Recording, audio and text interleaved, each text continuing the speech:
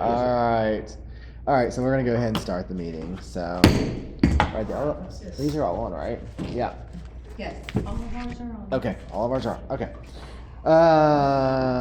This is a regular meeting of the governing body of the city Devine. It's the 17th day of January, 2023. It's 6:03 p.m. We're here at the George S. Woods Community Center. All council members are present except for Flipper, who was in Laredo today. So, if you'd stand with me for the invocation and then the pledge of allegiance. So, will you pray with me?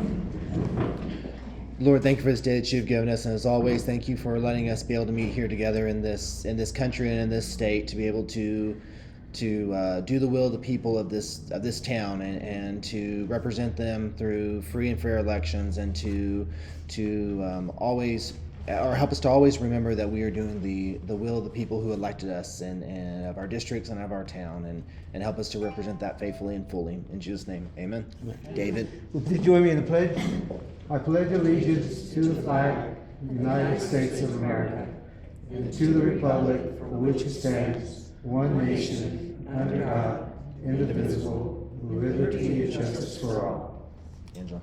Honor the Texas flag. I pledge allegiance to thee, Texas, one state under God, one and indivisible. Please be seated.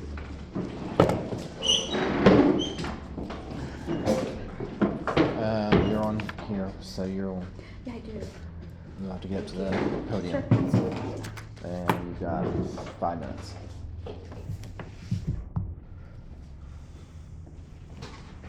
Good evening, everyone. I'm Councilwoman Pichardo for District 2. I wanted to come up and speak to some issues. I've been receiving complaints on our roadway clearance. There's quite an extensive amount of sand that still hasn't been cleared out, and also debris.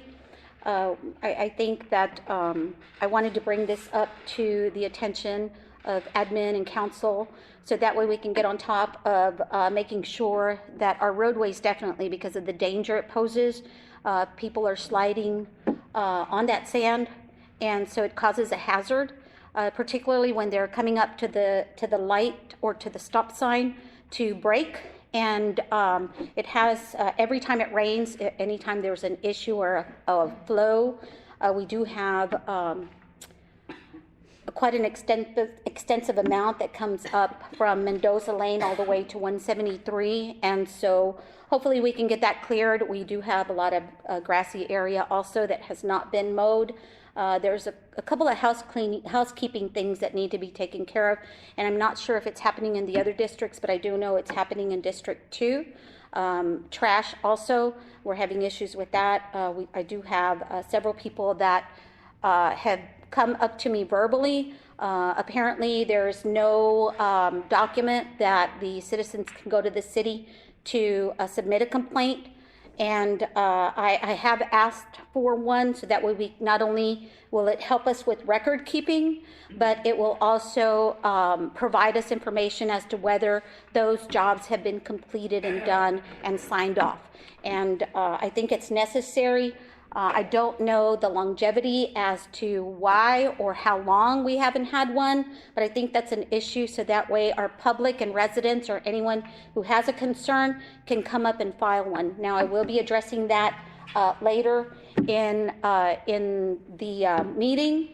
And also the closures of the city. I know that we are understaffed, but when our business owners or anyone needs to file or provide or obtain a permit, they're not capable of doing that. And so not only is that diminishing our possibility of revenue, but also people will go into other cities. And so that is a concern, in that if they're not able to go into the city and the doors are locked, and hopefully we can get a count as to how many days our doors have been locked. That way we have a clear understanding. Right now I'm just bringing this up as an issue that has been brought to me by residents. And so I hope that we can clear that and rectify that as soon as possible as well. All right, any questions? I don't know. Yes, sir. There's no questions on this. This is just a comment period. Okay. In fact, since it falls into the same discussion that you were supposed to be bringing up later, I'm going to have a sidebar with Tom here in a little bit to figure out if that already counts as the other one. But I will worry about that in a little bit once we get to that item. Thank you, Josh.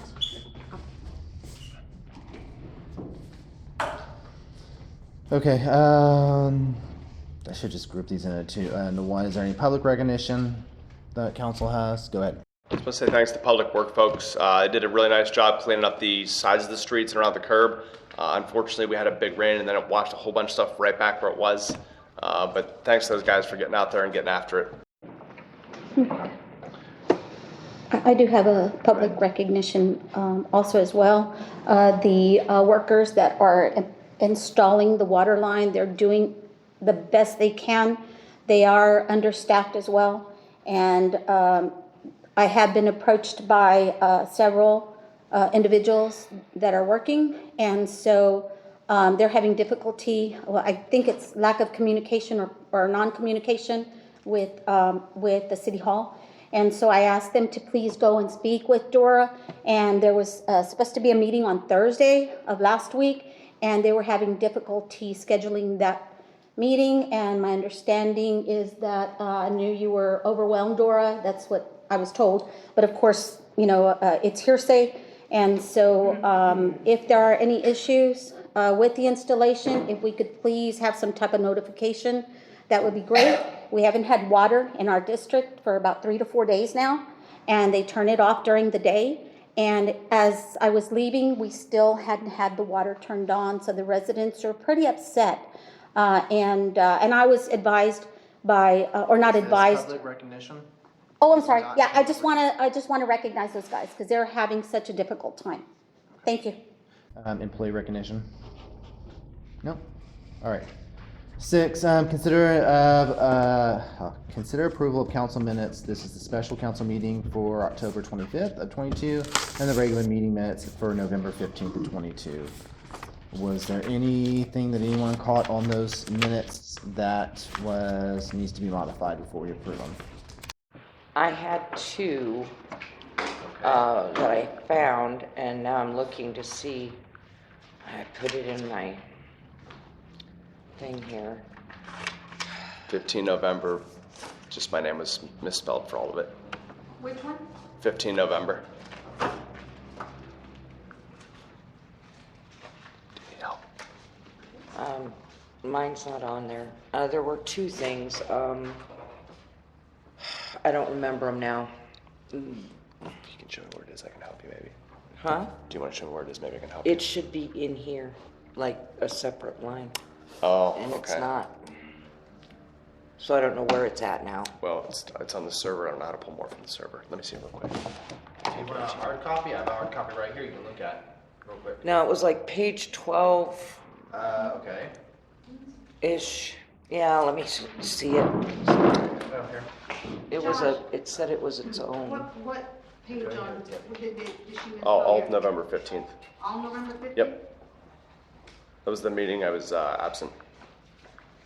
October 25th. And you said that she spelled your name wrong? Yeah. There's just an IE instead of an EY. Oh, yeah, I think I had that too. We'll have that. See, it's not there, is it? Yeah, I don't know how to pull more off I the server. don't know either. So let's go to page 12. We'll have those corrected. Okay, yes, page 12, the paragraph that starts with City Attorney Tom Kate on page 12 of October 25th. Second line, and it says has hired a lawyer and they are in negations with the law firm. I think that's negotiations. It needs to be fixed. And then there was another one. I don't remember. Good eye. This is off my. I'm impressed. Oh, Halloween. Okay, page 14, under the informational, down towards the bottom, Halloween night. Okay. Second to last word of the paragraph, I think should have been Halloween, not Halloween. Oh, yes. Like we're gonna go hollow a tree, You guys. should be a newspaper editor. And on page 12, Debbie, where about again? I'm sorry, I was trying to. The one that starts with, top half the sheet where it says City Attorney Tom Kate told council that the owner is a corporation, Okay, got it. and that should be negotiations, not negotiate, Got it. negate. There was something on the November one too, but I truly can't, it's not even coming, even looking at it, I won't be able to remember. I don't need this back. It could have very well been your name was one of them. Any If I figure it out, I'll let you know. Okay. any other corrections? Well, when I get home and I can see my paper. If not, make a motion or entertain a motion to approve the minutes with the corrections. I still move on that, Mayor. We have a motion. I'll second it. I have a second. All in favor? Aye. I'm gonna abstain. Anyone against? Motion passes. All right.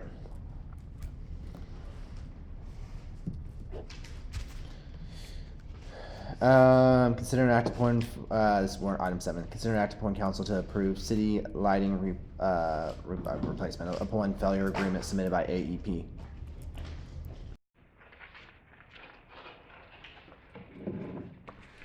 Good evening.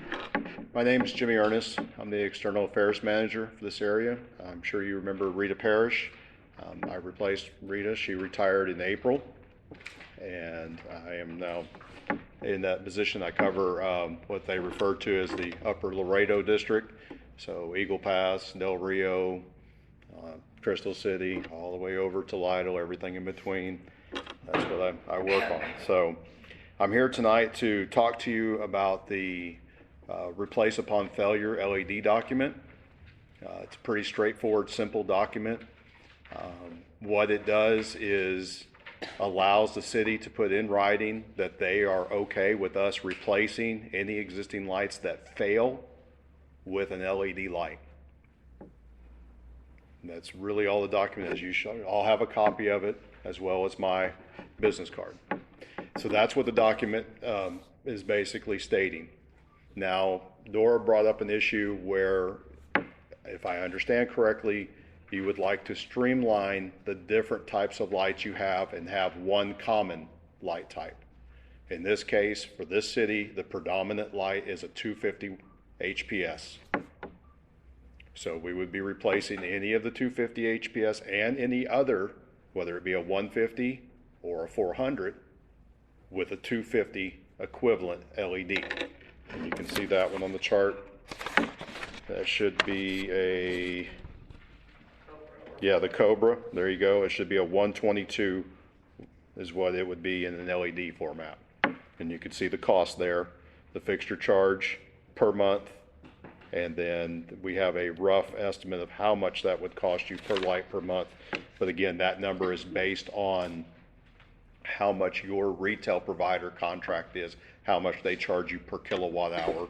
We just basically tell them, here's the flat rate for the light, here's an estimated amount how much that light uses per month, and then whatever they charge you per kilowatt hour, that's how the bill is calculated.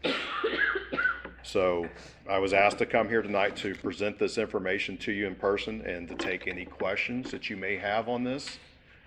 I will say this is something that needs to be seriously looked at because HPS lighting is on its way out.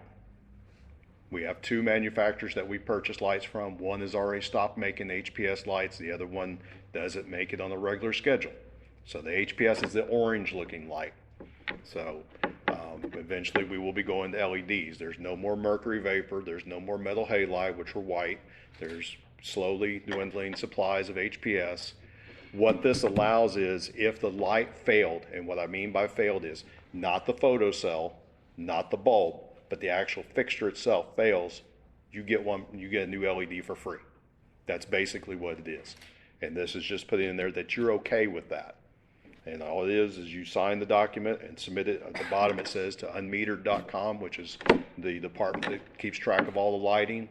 And then that way we know we have on record that you're okay with replacing an existing failed light with an LED equivalent. But if you want to be specific and go with 250 HPS equivalent only, let me know. And on your particular document, which you have there, City of Devine, we can make that note that all lights that fail replace with the 250 watt HPS equivalent, which again would be the 122 watt. Jimmy, I have a question real quick. I know here it also points out it's 137.86 if we just choose to do the lights without them failing at all. If we decide to go ahead and make a notation of that, it's gonna be the 250 Right. LED. Are we gonna be charged,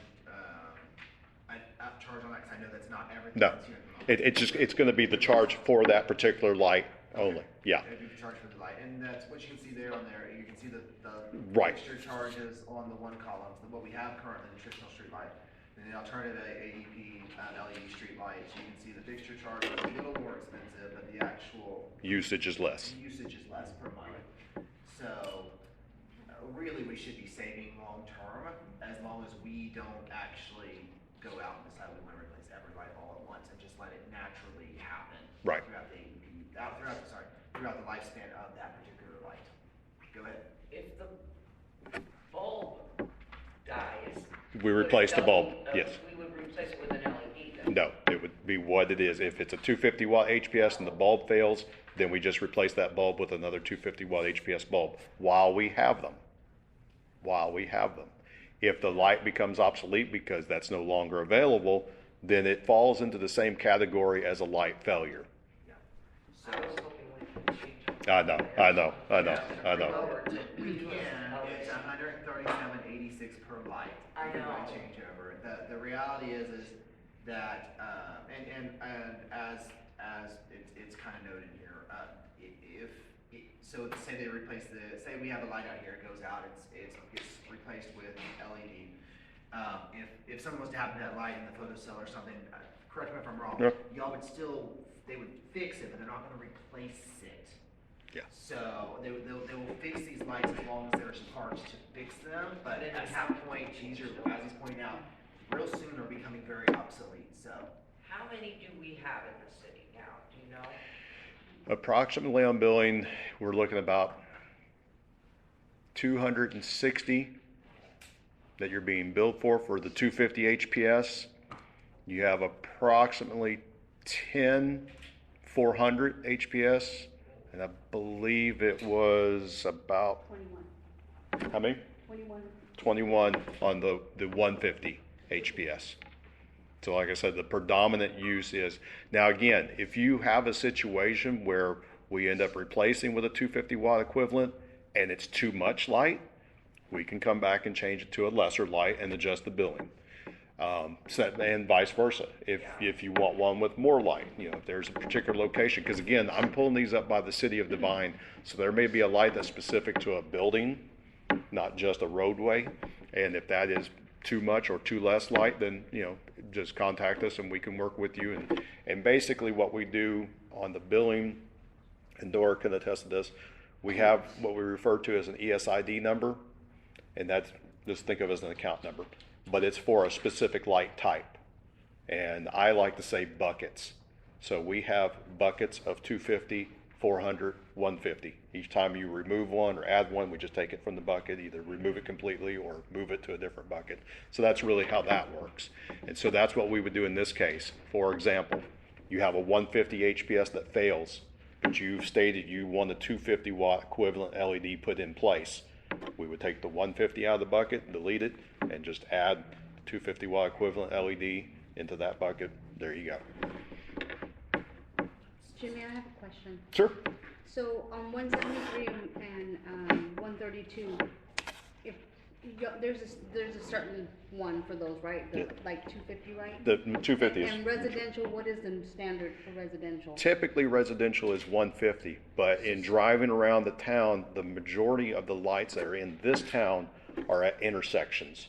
So you would probably want the 250 Okay. for the intersection. Now, if we have a street light pole that's in front of a house, not an intersection, just directly across the street, that's where you gotta be cautious, because sometimes a 250 may be too much, Yeah. and then the customer may say, hey, I'm seeing light in my house when it's night, so. Yeah, that's what I was saying, Yes. like in the residential, Yes. that we would want the 150 and not the 250. Yes, unless it's at an intersection, the 250 may Right, be exactly. beneficial, Right. yeah. And I think that would, go ahead. So, just a question, do you have somebody that may be going around to see if the lights are out, or we have to call you in. Still have to report it. Okay. Yes, that's the best way is anytime that you find one, if you can mark it with some sort of ribbon, yellow, pink, red, blue, green, whatever, mark it.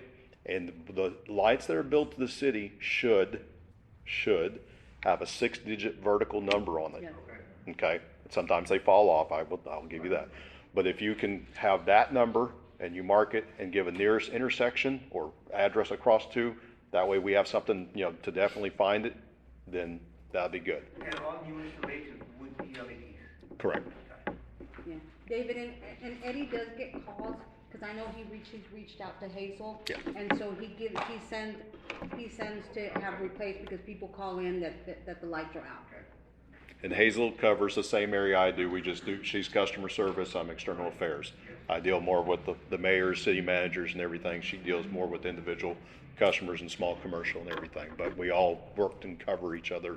So either one of us is good to be. She does a great job. Yes, she does. And Yes, she I does. think it's a certain email that Eddie has to send it to. To unmetered. Uh-huh. But to answer your question, David, this particular form that you're filling out is only going to deal with the existing lights you have. So if you request a new install, and Dora knows the process, you will have to state in that letter where you want it and what size you want it. Yeah, if it's not a It's not fail. gonna be an automatic 250, so if there's a new install, like there was one recently we Howell. did By on my house. Howell. Yeah.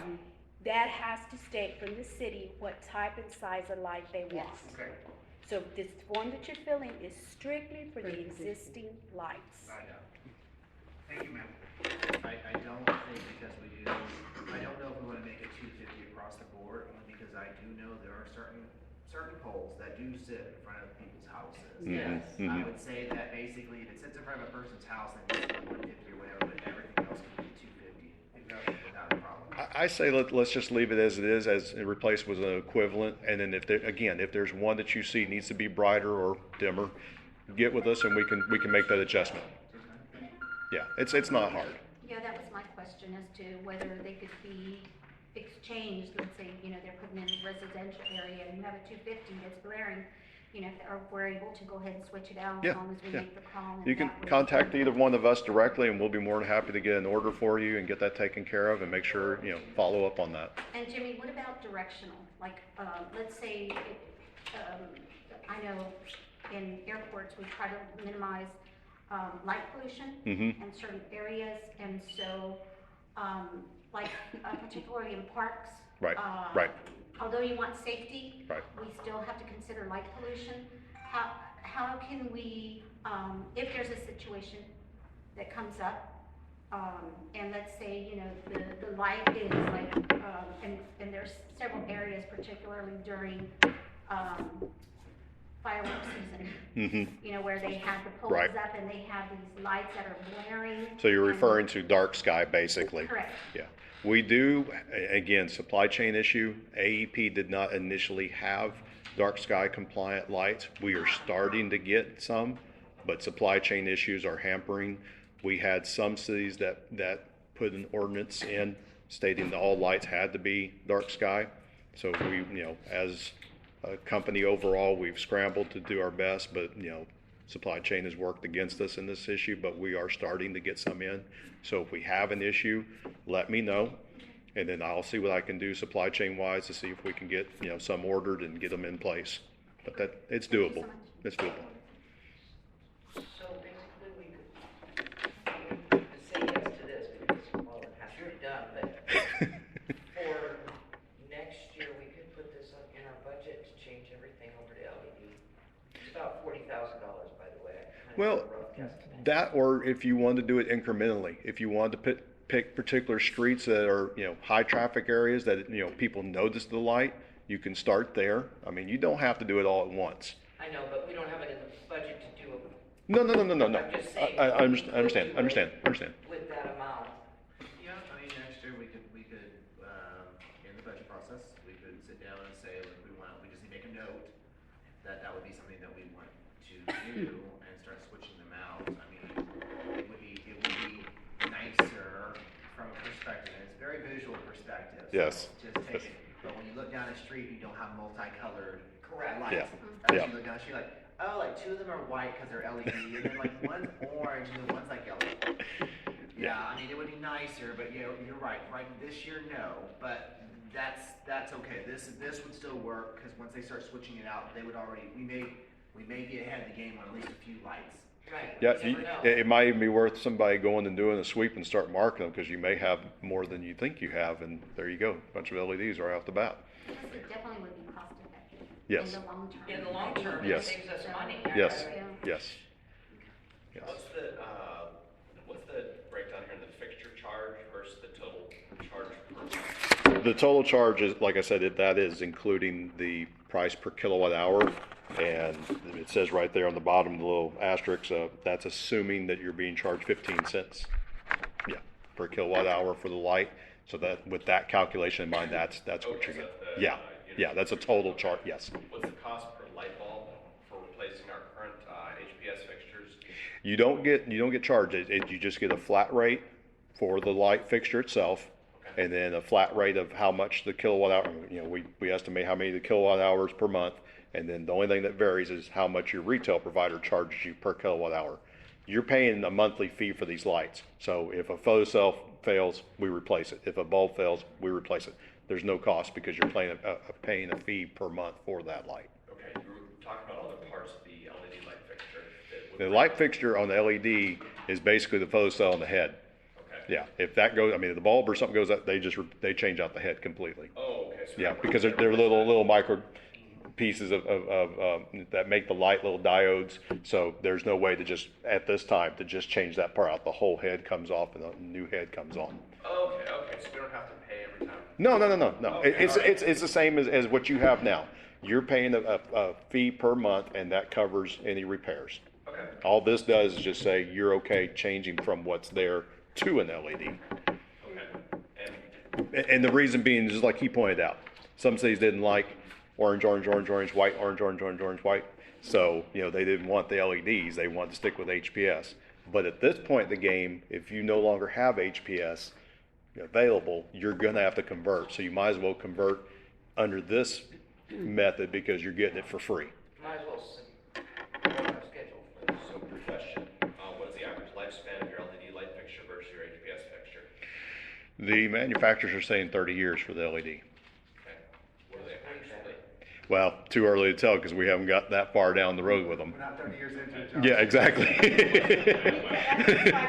I know my refrigerators, my new electronics aren't lasting as long Yeah. as they say they will. Honestly, it's almost like the HPS. It's like when I put the LED bulbs in my house and it said they were going to last 30 years. I had some that didn't even make it a year, and I have others that are still going. I mean, there could have been a defect in the product that was so minute that, it shows itself earlier than it should have. Who knows? But again, if it fails, you're getting it with another one put back in, no charge. Well, my thought process on this is, Okay. Whenever we go to do change out, we pursue that dark skies Right. lighting, and if you don't have it available, stick with what we got, because I don't want to be stuck with that Yeah. way we don't have different. Right. We go all LED, but stuff doesn't match. Right. If you have particular areas at the time that you're budgeting to change to LED that you think you may want a dark sky light, leave that off the list if we don't have that available, and we can do that at a later date when they become available. Yeah, I think that answers your question. Yep. Okay. So, We're okay with this then. Yeah, I'm okay. What I need is just a motion to go ahead and let me make sure. Right. Yeah, we just need to approve the lighting replace upon failure agreement. I'll make the motion. I second.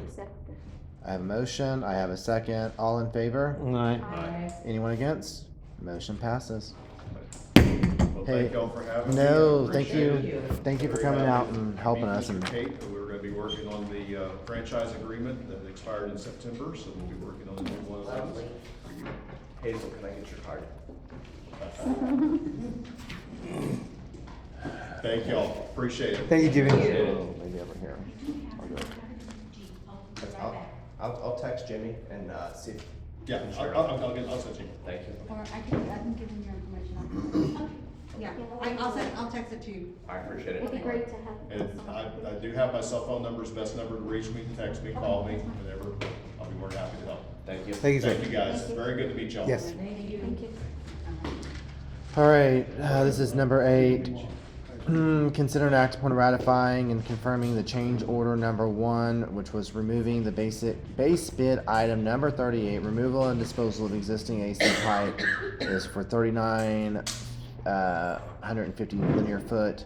It's $10 a linear foot for a total of 39.5. For this is to remove this from the awarded contract. So. Brief story, I guess, on what happened here is we got notified by Texas Water Development, right? Wasn't it Texas Water Development? That we essentially either stop the project or we go ahead and stop the project, or we go ahead and make this modification. So we talked about it, we talked to Tom. Everybody, it's like, all right, well, we need to go ahead and sign this today because we can't have everybody stopping. You can see this was done back on the 6th. And then so what we need to do tonight is just go ahead and ratify it. But if you have questions, go ahead and ask questions. So we're lowering it because are they not taking the pipes away or? JR.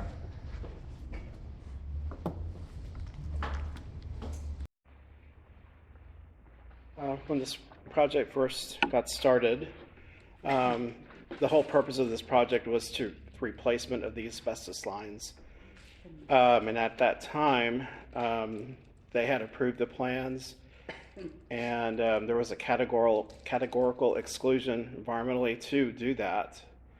But with the turnover of staff at the Texas Water Development Board, they've got new engineers, and they were reviewing the documents, and they saw that one of our bid items was for removal of the asbestos lines, and they said that we could not do that, and they wanted to backtrack back to the phase 1, part 1, to see if we had done anything, and luckily no asbestos lines were removed, so we don't have to worry about that, and nothing has been done on this phase yet. So in order to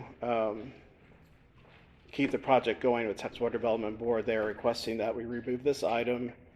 And what we're going to do is just keep the line in place, abandon them, and at a later time, whenever the city can afford it or we get funding for that, we remove at that time. Basically, we're gonna leave them there to This die. is crazy, but yes, we're gonna leave it there. Got it. Yeah. To be clear, there will not be water transmitted through those lines anymore. Correct. Yeah, we're going to close them off. No more use of the asbestos. Yes. Sounds like a huge liability moving forward. What, to leave the lines there? Well, my No, concern you would just be the don't runoff. disturb them. If the pipes are empty and they're not capped, then every time it rains, the runoff and disbursement into the ground is gonna go into the pipes. And then it'll be everywhere, not just centralized through the pipes. And so, will the caps need to be taken care of so that way we don't have the contamination, because asbestos is highly hazardous. And so is there a way that we can cap those lines so that way it doesn't hurt our residents?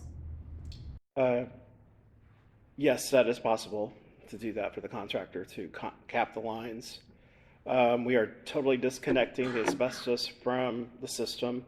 So eventually, that's what our goal is, to just eliminate all the asbestos lines in the city.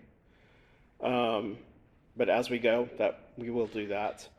I know that in the TechStart right-of-ways, they're requiring us to fill the lines with concrete.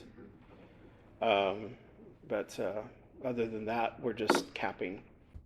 So what, okay, like Angela says, capping off the pipe, so the water won't go through the inside. How about the outer side of the pipe? What's the difference? As long as we don't disturb the pipe, because that's where you have problems with the asbestos, is where when you disturb it, when you break it, when you saw cut it, it's the dust and the residue that is dangerous, and that can get released into the water. Right. And so ultimately we try to stay away from the pipe. Do not break it, do not saw it, do not cut it, nothing like that. So it's just going to be an abandonment in place. And So unless they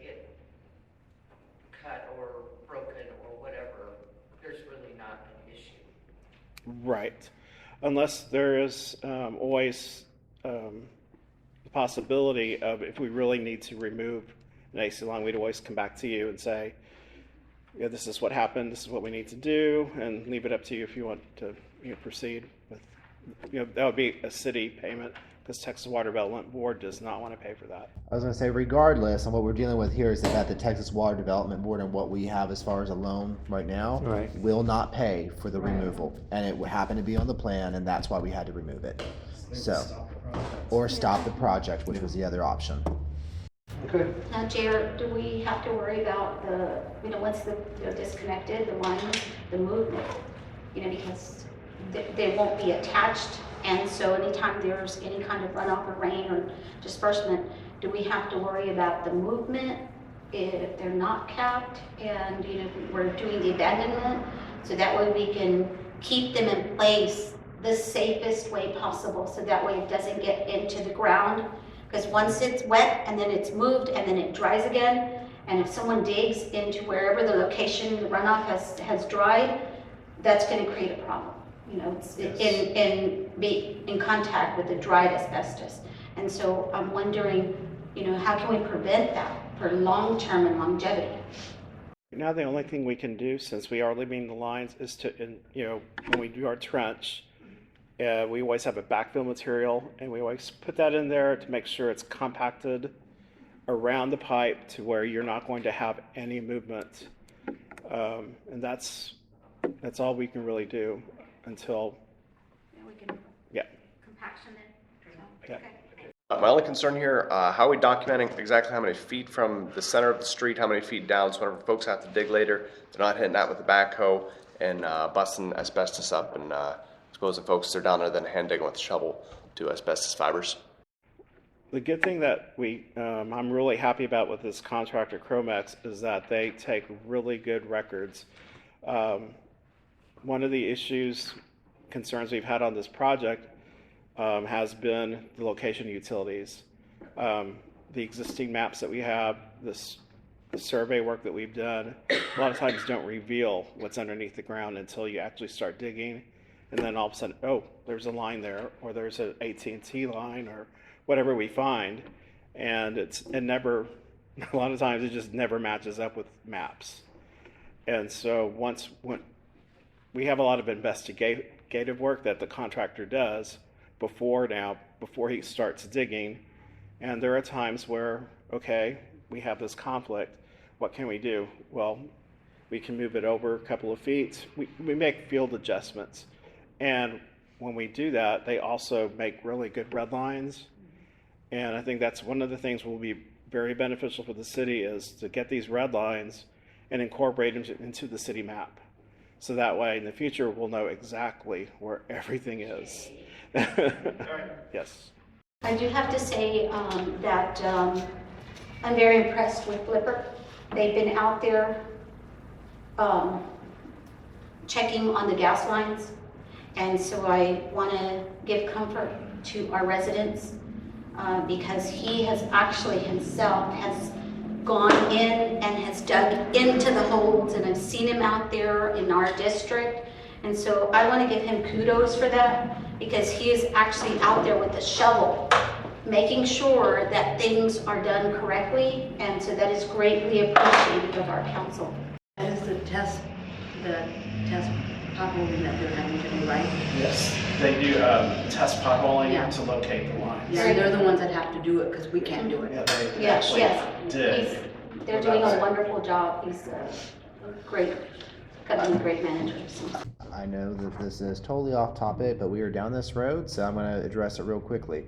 I know I did. I know you did because you were here, and Debbie, I think you may have been in the audience. Dr. Neal, our city doctor, came in and discussed all of this and what the asbestos that our lines are created out of, what type of asbestos that is. Just as all hemp is not marijuana, not all asbestos is the same either. I don't know, I'm sure there's meeting minutes from it, but I know it was covered quite extensively in the Devine News, so I'd reach out and get a paper from that time because it's not all the same. So there are multiple types of asbestos and asbestos fibers, and they all behave differently. So, That's good to yes. know. Yeah, Okay, let's go forward with but this. we will have to meet the state standards to get our money, our funding. Oh, yes, we Right, need to okay. follow whatever. Which was, that's we had to good. take this off. So they're the professionals, that'll be good. So I'll make a motion to. We just need to ratify to and ratify confirm and this confirm change. Change order number 1, removing the bid base, item number 38. All right, have a I'll motion second that. and a second. All in favor? All right. Aye. Any against? Any abstaining? Motion passes.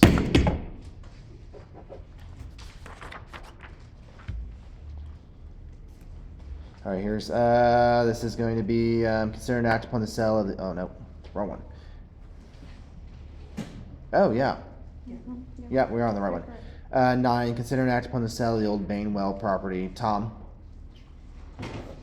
The floor is yours. All right, well, as council knows, you know, we had a public auction, or we're scheduled a public auction for this property. And, we went out there, I think it was last Tuesday, and we didn't have any bidders. The first Tuesday, I guess, that was last Tuesday, or Tuesday before, actually. We had no bidders. Fred and his wife were there, and Fred told me at that time that he didn't want to bid at the appraised value of the property. And if you recall that the appraised value of the property, 24,000. about, let me tell you exactly what it is, so we 24,000, yeah. And so, what we can do, I know Fred's still interested in the property, and he's here tonight, he wants to address the council on this. But we can put it back up for auction, we can put a lower price on it, a base bid on it if the council wants to do that. And in talking with the legal department of the Texas Municipal League, they said that the bid on the property could establish the fair market value. Because if you remember, we can't sell the property for less than the fair market value. That's the law. But there is some authority that the bid on the property could establish the fair market value. Tom, as we've kind of discussed as well, it still has to go back to public. We cannot private sell it straight to an individual. No, there's no procedure for that. Right, so it's gonna have to go back to public. So what the council tonight has to decide is whether or not we want to either can we actually just arbitrarily set a new value, or do we have to, so say like if we came in and said, we'll send it back out to auction starting at 15. Would that be something we could do? I think that you can, yes. Okay, or do we just go along and go whatever the high bid is and put no value? But I don't think we can do no based off of what you've told us in the past. Right. It has to have some value that we have to start off with. Right. And we already have an appraisal for 24,000. We do. And the appraisal district, I was showing Fred this, they put a new value on that property for this coming year, and it's over 30,000. Yeah. I'll find that. Anyone who's been to those tax hearings knows they have very inflated ideas of property value. We're all paying for it. We're at 114% increase just in our district, and that's everyone in that, pretty much everyone in that district. So when you're looking at values, there's quite a disparage in 114% increase. If people did not go in and dispute that, then they were pretty much stuck with the tax bill. But there were several. Anyway. Yeah, I was gonna say, Not disputing many it people almost want makes their no sense. They're just difficult to deal with, you know that, you've sat through them, so. I know several were reduced, but again, but at 114%. Yeah. And that, I think that property may butt up to District 2. I think, is it in your district, David? I It's think in it's, David's yeah, because district. I think, District 2's here, and then there's a creek bed, and then I think that property's right next to that. Right. Yeah. So right now, we can lower the bid auction, I think that you can. okay, as to compare to a sealed bid? Well, if you go sealed bid, then that's going to establish it. I think that you can still establish a minimum bid though, David. even on a sealed bid. Okay, Now, there is a lot of debris on that property, is that correct? a lot of debris. Yeah, So and Fred, there- Fred's gonna address that issue, I mean, Okay. when he is asked to come forward, Mayor, so. So that's where we're I have a at. question. Go ahead. So if we were to say lower to 18, you're saying 30 is what the new one came The out. new appraisal is $39,030. That the appraisal we had gotten before was at 24. Yes, ma'am. So even if we said, let's just say 18 as the minimum bid, whoever buys it's still gonna have to pay that $37,000 appraisal. Well, Tax, right? technically, no. Technically, they should be able to take that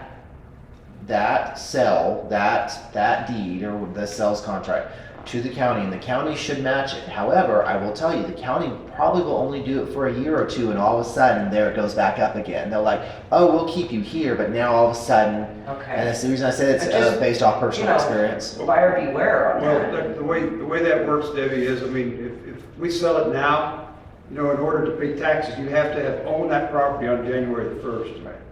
And right now, it's exempt because it's owned by the city. Correct. Yeah, But so, yes. I'm saying though that whoever buys it, whoever is gonna get taxed on their quote appraisal of the land, not us. Again, I think that you can go forward, and say, hey, I bought this property for 18,000, to use your example. And that's the fair market value.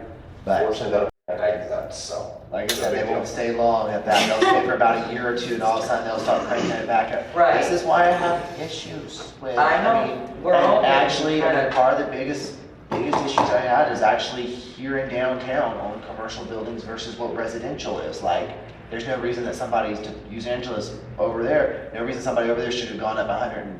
I know no building downtown went up 110%, but yet there's houses that went up 110%. Like, we won't get into that tonight, but we do need to figure out what we want to do. Fred, do you want to say anything before we move forward? Yes. Go ahead. So, as Tom says, I'm still interested in the property, but I had gone to see Dora after I had a chance to look at the appraisal, and, I felt like it was very, very incorrect. But I wanted to go through the bid process, but it doesn't seem like there's anybody interested, and then if they go look at it, they'll even be less interested. I'm interested in cleaning up the south side of Blue Bonnet. I've bought property in the area, and I'd like to clean it up and make it look better. Mr. Herring has some property adjacent to this property, and it's never gonna sell until that area is cleaned up. And then the property across the street's been for sale for a while, and I don't think they've had any offers because there again, it faces this well yard. So what I want the council to consider is put it back up for auction and state that there's a reserve, but don't tell anybody what it is.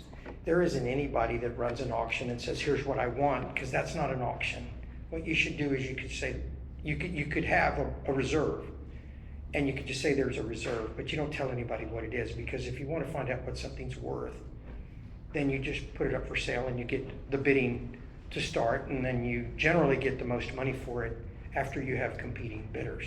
But if you kill the deal from the onset, you're never going to make a sale.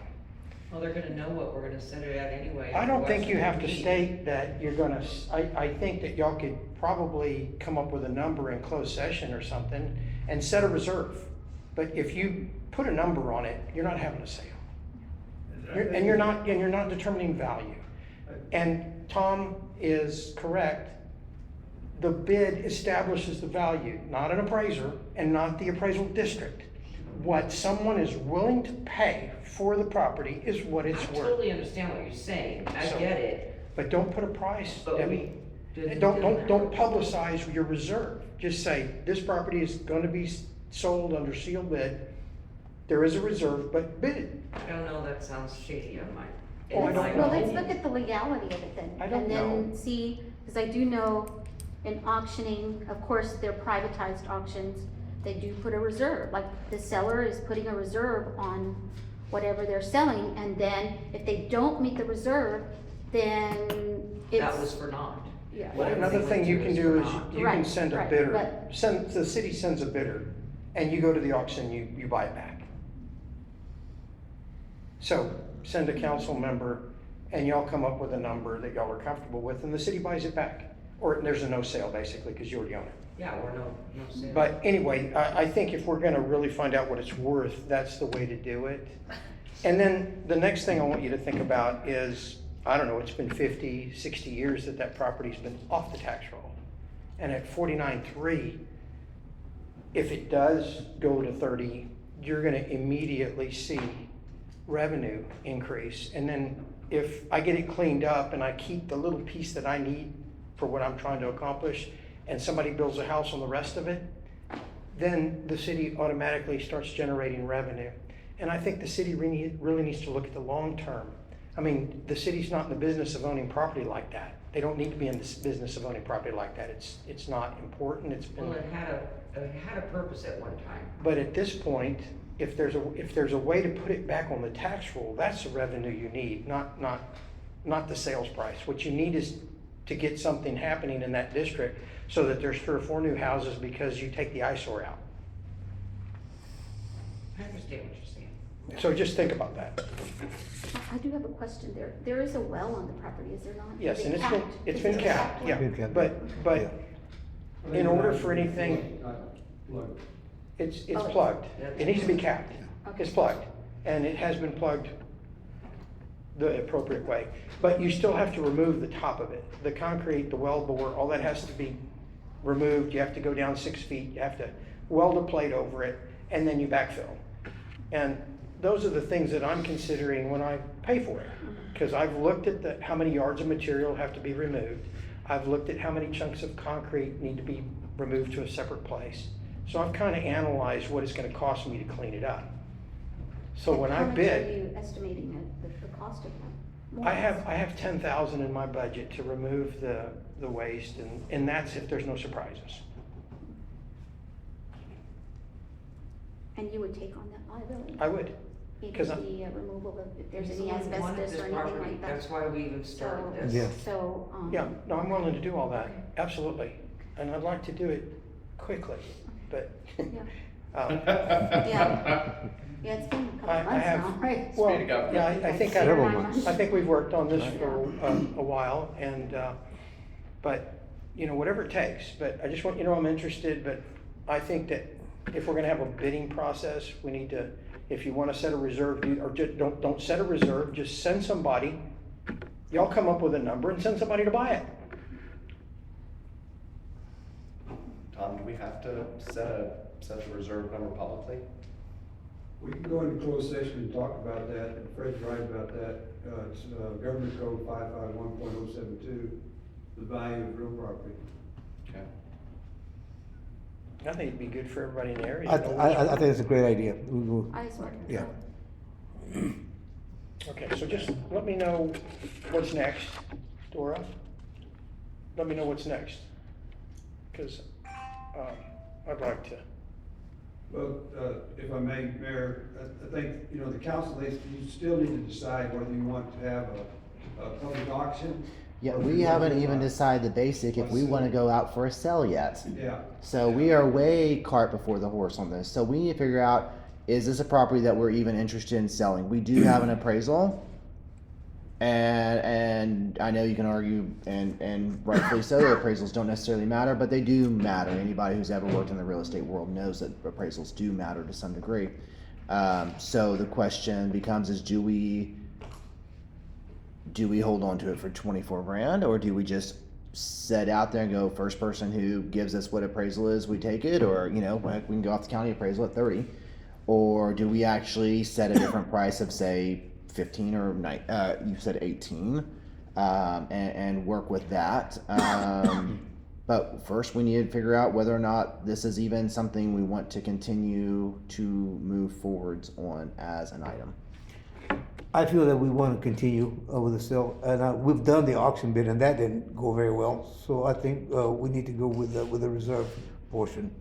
I'm in agreement with that. You've already Would voted that to be send like the a sale. sealed bid, is that Like a what you're sealed talking Right, about? yes. A sealed bid by a certain date? How long do we have to give them for that, Tom? If we say tonight we want to sell it, and we actually come up with a price, but do a sealed bid, We have to have advertising for 3 weeks. 3 weeks? Yes. So February would be the first, February something, I have to look at the Well, calendar. it wouldn't be this week. No. Because we're not gonna meet the publishing deadline. Right, it would be We can next meet, week. we can, meet the publishing deadline next week. So it'll be 4 weeks from today. We need to make a motion to, post the, old Bainwell property for sealed bid at a to be determined amount of money through a closed session. With the reserve. Right, wait, Right. right. With the reserve, okay. Right. You want, you know, you can, I think at the bottom of our notice,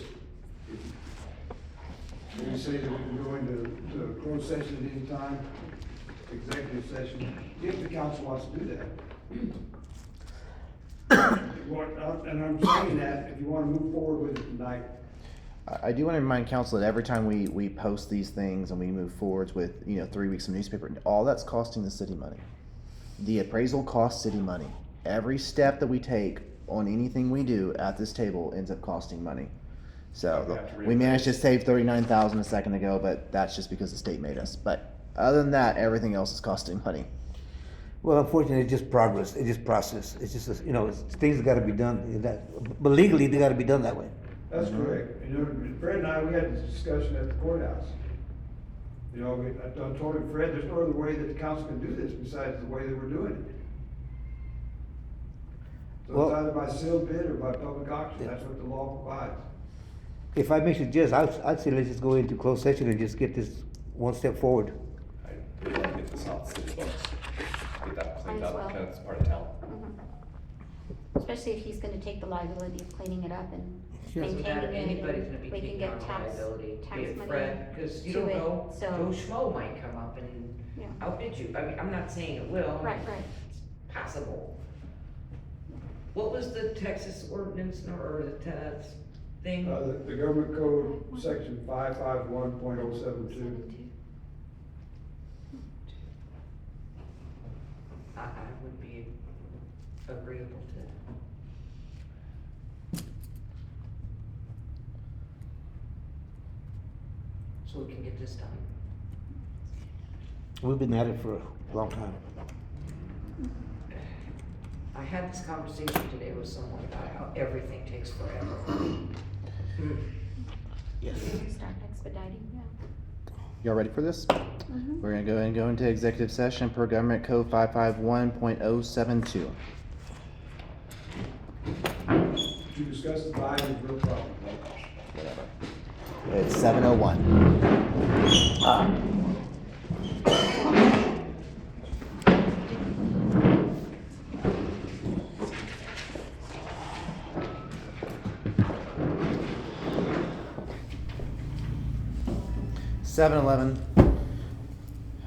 No action was taken in an executive session or closed session.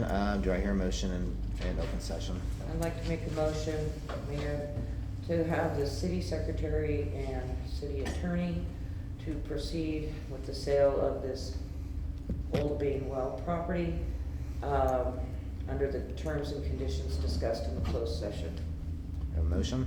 I'll second that. Have a second? All in favor? Aye. Anyone against? Motion passes. We're gonna go ahead and take a break. It is 7:12 p.m. Consider, this item 10, consider an act upon authorizing the city secretary to move forwards with the next application for the home program. Here in front of me, there's a, email from Langford Community Management Services. It's addressed to Door, but anyways, addressed the city in general. We have a couple of houses that they have identified as qualifying. Should I say the addresses, or does it matter at the moment? Because is the whole process done? If the whole process isn't 100% done, I don't want to say the address. Okay.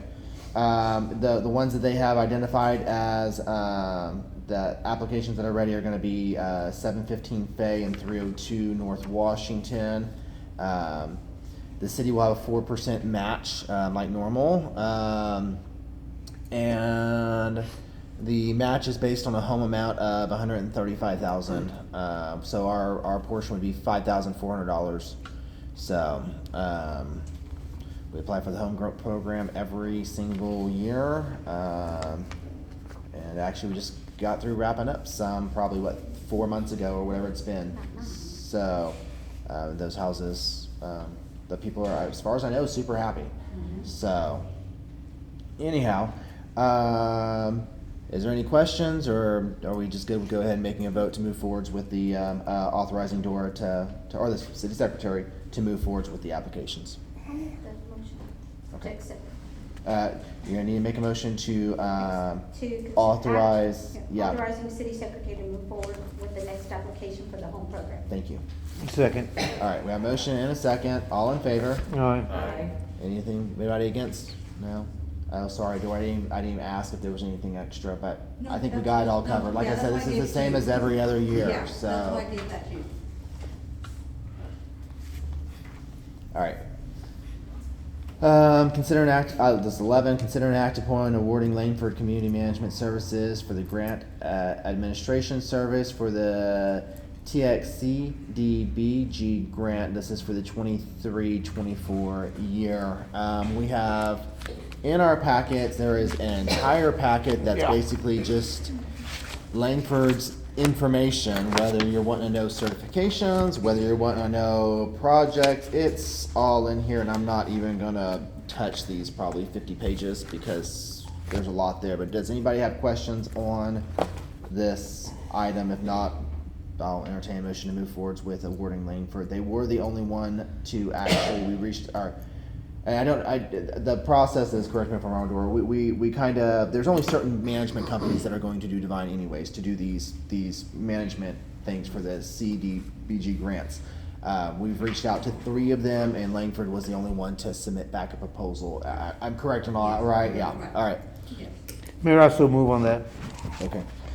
So you're gonna, the motion was, okay. You're moving on a motion to go ahead and award Langford Community Management Services for the grant administration services for the Texas TXCDBG grant for the 23-24 year. We have a motion and we have a second. All in favor? Aye. Anyone against? Motion passes. Gee whiz, those acronyms get me every time. I'm like, just whatever. 12, consider an act upon welcome signs. This is for Brittany Ott. Hey. Hi. So what did you come up with? So. I have 2, so y'all can kind of decide. I don't know, can everyone see, or y'all want me to I look? need to move in closer. Okay. Okay, I'm gonna just show both. You have it on your phone, right? I don't know, I'm looking. Okay, there's this one and this one.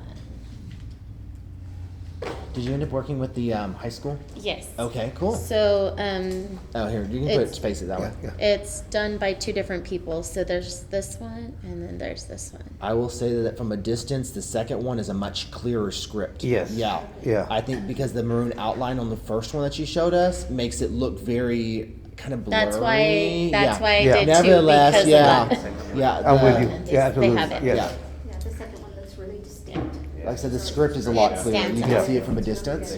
Yeah. So that one was by Madeline Hine, class of 2024. They both did a good job, and thank them both. But yeah, I do. There think was the script actually is- 3 different ones, but the other one, it was very thin, like cursive. And that won't show up so either. it wasn't gonna, it didn't Yeah. show up, that's why we just went with the 2. You know, from just having the signs out on the y'all's business, like it has to be a certain type of lettering, or else you can't I mean, see it from a that's distance. you can't There's just a see lot of thought that goes into that. So Yeah. Okay, it looks nicer than what we got. it does look nicer than what we have. Yeah, I'd like to What- make a motion that we accept on, Yeah, I was gonna see if they had any opinions on. Are y'all thinking first one or second one? I agree with your point. Yeah, the first one, the second one being a cleaner design. Yep. Okay, Yeah. we all good with that? I'm good. All right, so everything else on this was covered in the last meeting, right? Do we need any other, Tom or anybody, do we need anything else said at this meeting to clarify? Because everything was already figured out at the last meeting, so once we approve it now, Brittany can go ahead and get with their sign, whoever's making their signs, to go ahead and make that happen, yes? Did we we set the dollar amount? They were They're taking paying care of for it. it. Yeah. Oh, you gonna pay for Yes. that, we're okay. Yeah, I think the only question that was existed was whether or not there would be some help from the city to maybe put it up or take down the old ones or along those lines. And whoever was here last time, the It was- guy, yeah, it was he Rob. said he would do it again. Yeah, Yeah. Rob's Okay. crew. Yes. Well, So do I just, once I get them, just take them to where? you're gonna get a hold of Dora, Okay. and then y'all are gonna coordinate together. So just where at the city office? Yeah. Okay. So And what was the name, the person you said, so I can put it in my notes? Madeline Hine. It shows it too on the picture, it's at the very bottom. Oh, I see it, sorry. Madeline Hine, Don't have class it- of twenty don't have twenty-four. my No, reading it's fine. Thank you.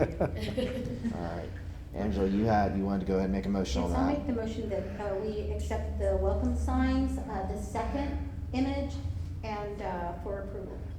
All right, we have a second on that. Second. Okay, second. All in favor? Aye. Aye. Anyone against? Motion passes. Thank you so much for doing this and getting those signs updated. So, and going back and working with the school as well, so. She was sent to, she didn't know. And thank you for your donation. Oh, That's gotcha. amazing. I appreciate it. All right, 13, which was consider an act upon the Devine Greater Chamber of Commerce mural project. The chamber meeting that was supposed to have happened yesterday did not happen.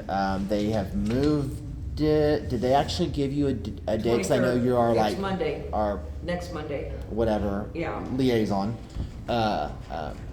Okay, so it'll be next week. So we'll take this back up once they have that meeting and they make a decision on what Okay. they're doing. So, like I said, it was on the schedule. It just people's schedules and stuff just didn't work Okay. out. So, Yeah.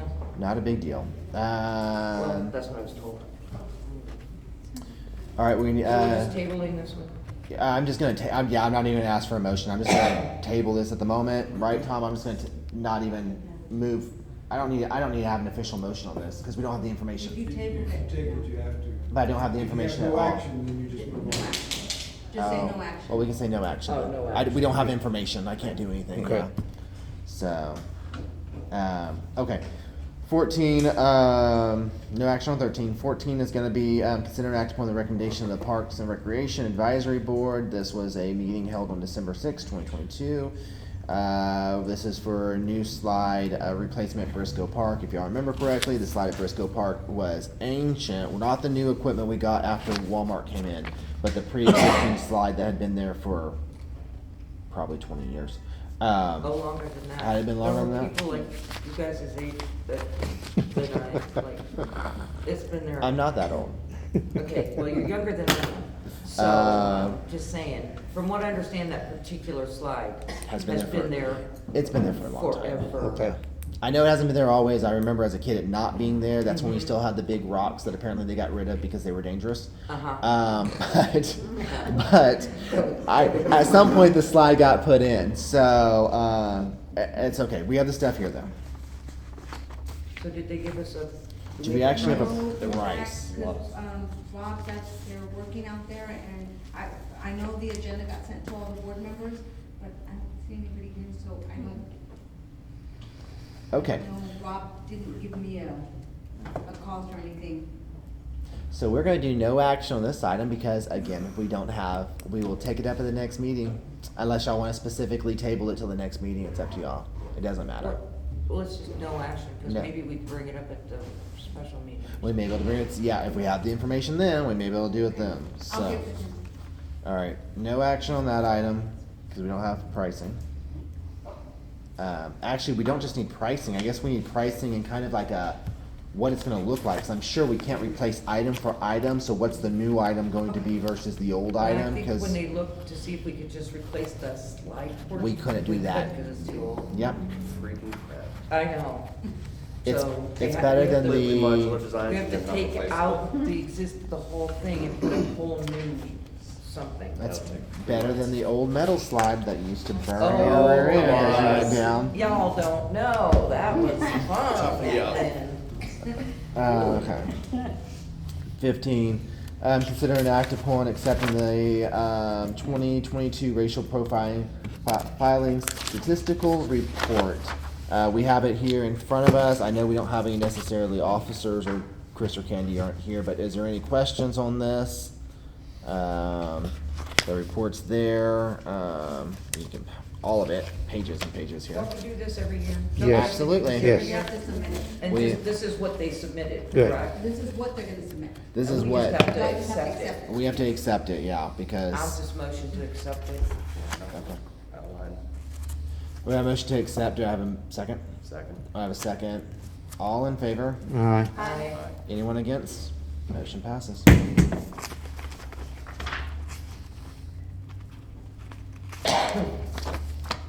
Okay, 16, consider and act upon creating complaint forms for all departments, requested by, Ms. Pichardo. I did talk to Tom about it, and yeah, technically, because you talked about it to begin with, that kinda comes off your time, so you just need to just make it That's quicker. okay. So, Thank which you is so fine, much. cause you've already told us part of it, so. Yeah, we just need something, paper trail or something, so that way the residents can come in and file any kind of complaint, so that, and also to track that, the issues have been rectified or have been done. For example, would be the city park, they can come in or send an email, hopefully possibly to, and I know we have other documentations online, so hopefully they can do that. And then send that to the staff, and that way they're updated, and then as things are completed, they can, notify the complainant, and then they can also, we can also make sure that we have checks and balances and make sure everything's taken care of. Good. Cause I don't think, have we ever had Okay. one, Dora? Okay, so what she's talking about when people, about the trash, about cleaning up the grass and all that, we have work orders for that. People call in every day to, they'll call in for potholes. A work order is generated. The work order is given to Public Works. When they complete it, they have to bring it back to City Hall. We then post it to the computer, so we do have a paper trail. It's a work order. We do have like code compliance. They have, like when somebody wants to turn in for an unsightly property. Eddie has his own per se work orders that he uses. But for all of that, we already have that in place for, that people call in for unsightly properties, or whether it's pothole, or, the grass on our right of way needs to be mowed, for whatever reason, that's done through a work order, not a complaint. And so is there any documentation if they do have a complaint, that they can come in? That it's in the work order. It's To in the City work order Hall? where they're calling in, and they're Something saying down? they're upset because the grass on our right of way, whatever. Do they get a already- copy? Can they get a copy? They've never If asked for they- a copy, but yes. Yeah, they can- something it's that public if you could record. please, structure something, so that way that individuals can come Yeah. in and we write a have had complaint people where and sign. have emailed or have come in and filled out a records request that they want a Right. copy of, all, of a certain alley if it was mowed or whatever. Right. It's, yeah. And I do know that the police station does have, the police officers do have a complaint form, Yes. something of that nature, so that way we can just have checks and balances for all our We already- employees. we We have it already at have school, something. we have it at, all the state facilities is my understanding, but, I think that we need something that we need to establish. We do So have, that way, we have the work orders. yes, I'm but, not understanding what you're asking for, because if, personally, Mhm. if I have a complaint, yeah, I'm gonna write an email or a letter and I'm gonna send it. I'm gonna have my own copy, they're gonna have their copy, and then when it gets fixed, they always go back to whoever it is that made the original complaint about any one of those that she just said. But if my complaint is, the streetlight's been out for, 3 years, why isn't it fixed? We do Well, work they're order gonna that. call me or write me back or email me back and say, AEP fixed it on blah, blah, blah date. Please let us know if you have any other concerns. And if you want What the more receipt. and I we need than appreciate that. that, Debbie, I appreciate that, but not everyone has email. Not everyone can take that's that what But as you step. said, you can go to And make a so records request. If, Yeah. I'm sorry? She'd already said you can go and make a records Yeah, request, we have then people they do get that. the And we've record, given them the copies of the work Yeah. orders. give you all the showing. receipts. Well, I think that it would just be, something that our residents can do, so that way we can that way they can come in and write they something can. down. Well, And they then, can, that's why but I'm not understanding what a you're work order, wanting. do The work order, they come for copies of the work orders. Do the residents, are they able to pick up a work order and fill out their complaint? No, we fill out, the staff up front, Angela, when somebody calls, we don't tell them, oh, well, you need to come get a work order. We fill out the work orders for public works. We put exactly, if they're saying, you know what, there's, high weeds on your right of way on whatever road. We do that, they fill that out, and then they give it's three, what do you call them? It's carbonless paper. You got white, you got yellow, and you got pink. Okay. So we keep, there's always one that's gonna be kept, and then the other one gets for public works, and then,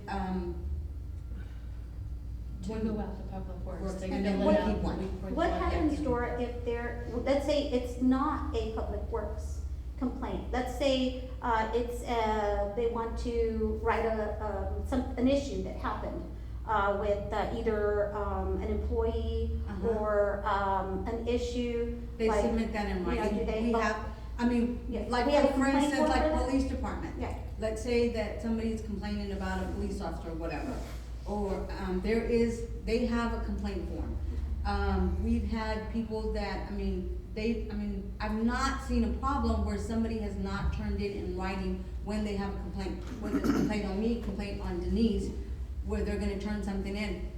The minute we tell them, okay, well, you gotta put it in writing, and that's when they don't wanna put it in writing. Am I correct? Correct. Yeah. But what about those that do? That They do- just send in an email? I can tell you that I don't have any complaints, Angela, that have been turned in writing. Police department, they have complaints that are turned in, that they handle, that I may not see because they've taken care of it. So the I only public, see it if it's not been taken care of. so the public doesn't have a legal document or any kind of documentation that they could come in and submit in writing for the city if they have a complaint?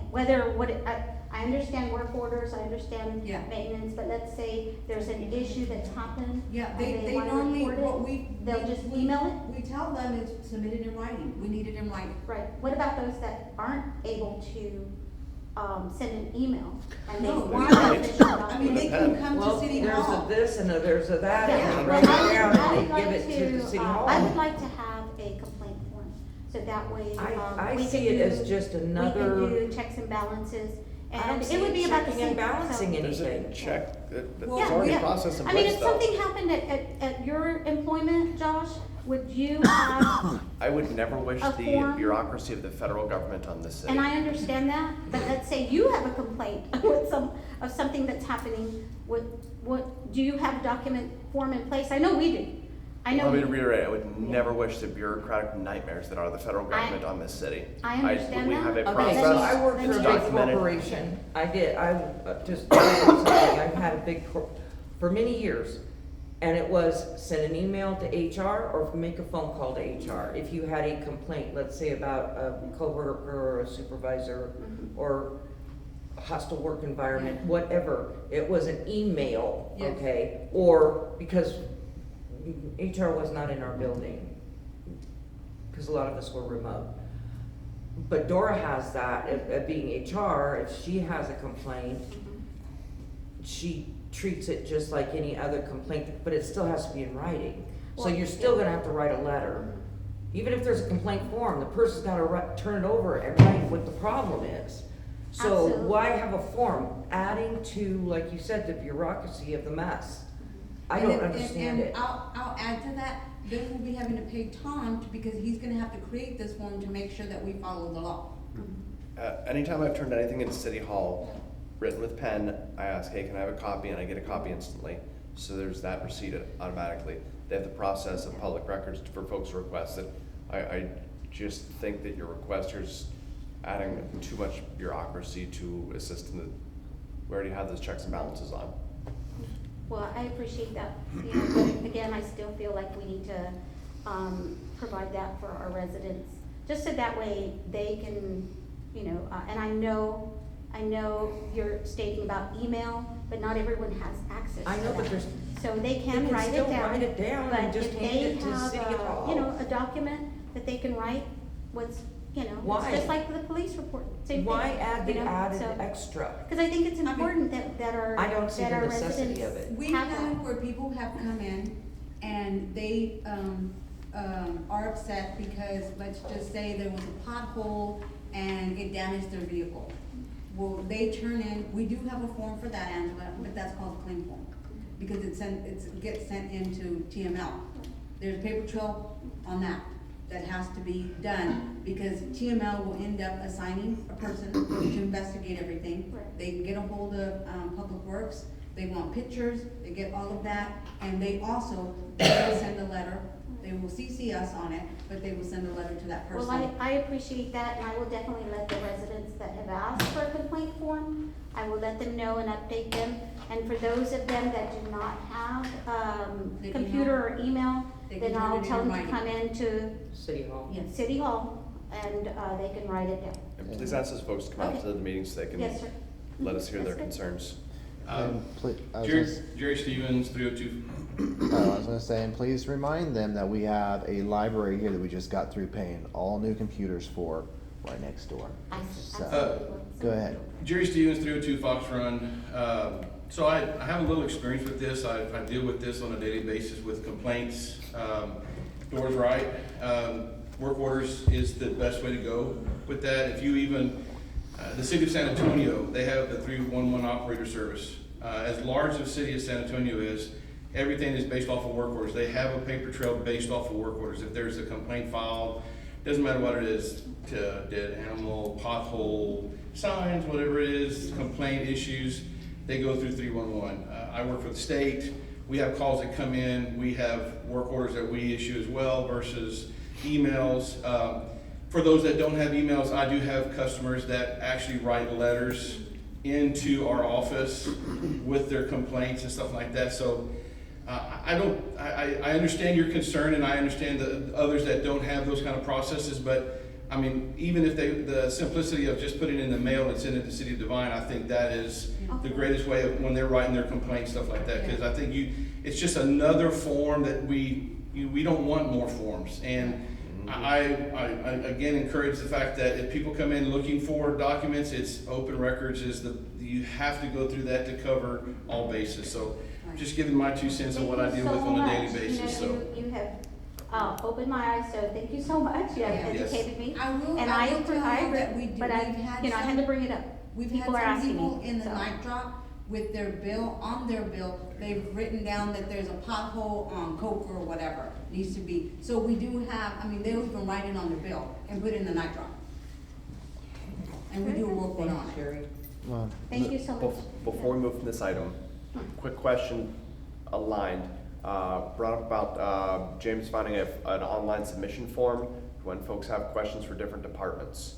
Did he I follow up know with you? that code compliance has one. I think the police department was creating something. Gotcha. Because when we had gotten together about animal control, they were creating, I think we even have, I thought we had something in there too, right, Denise? That if they had, something that they wanted to turn in. Okay, Yeah. it's just to find ways where you get less phone calls. Yes. That's Okay. great, yeah. Okay, so I'm very pleased with the online submission form. So thank you. I will definitely let the residents know, or anyone else who asks me. Thank you. Cool. So on this item, we're going to, because here in the way it's worded, we're gonna actually have to,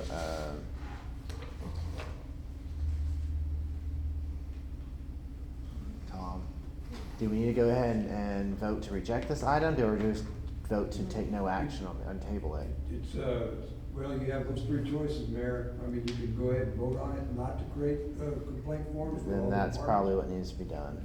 Okay, Well, that can way we it's, make a motion that we can use the online submission form in place of That Or was how only do for we- code how do we do compliance though.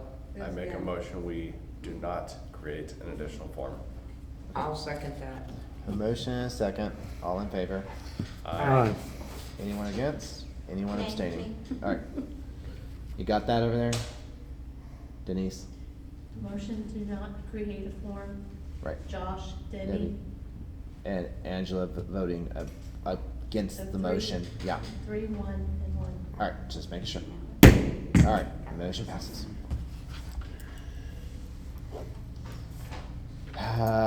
17, consider an act upon amending the ordinance for alcoholic beverages.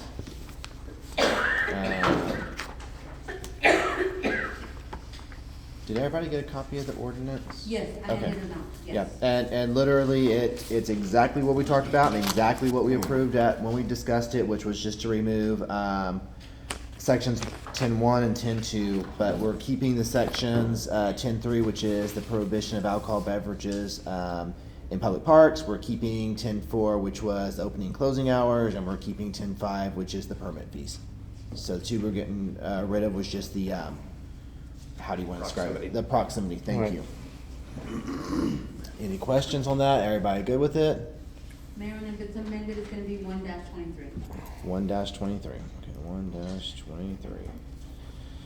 I'll make the motion to accept this ordinance that has been amended for the alcohol beverages. Second. 1-23. I second that. Motion, we have a second. All in favor? Aye. Aye. Anyone against? Anyone abstaining? Motion passes. It's 1-23.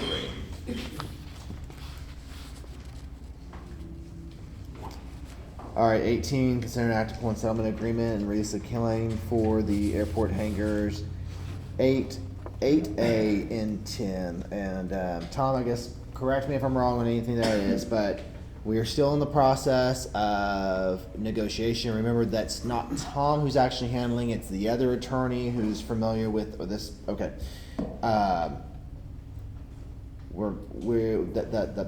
The price, what it appraised for, that hasn't changed. But the actual other items, which was the relocation stuff, is still being worked on. They have made progress, but they're not ready with like a hard number yet. So once we get the hard number, we're just going to bring that back. So that they're in the process of discussing a couple of different things, but we're just not there yet. So, Tom, is there anything? That's correct. Yeah, anything yet? Okay. So at the moment, we will just we'll just take no action on this item. That way we can bring it back up at the next point when we actually have it. So, and an agreement that we can look at and decide if that's what we want to do. Sounds good. Yep. 19, review quarterly report. You have a quarterly report. It's, as always, if you have questions. We had 2 officers with a lot of arrests.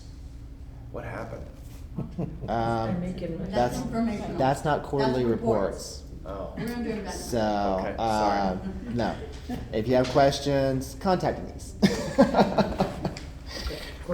In the quarterly report. Oh. If you have the other questions, contact Denise.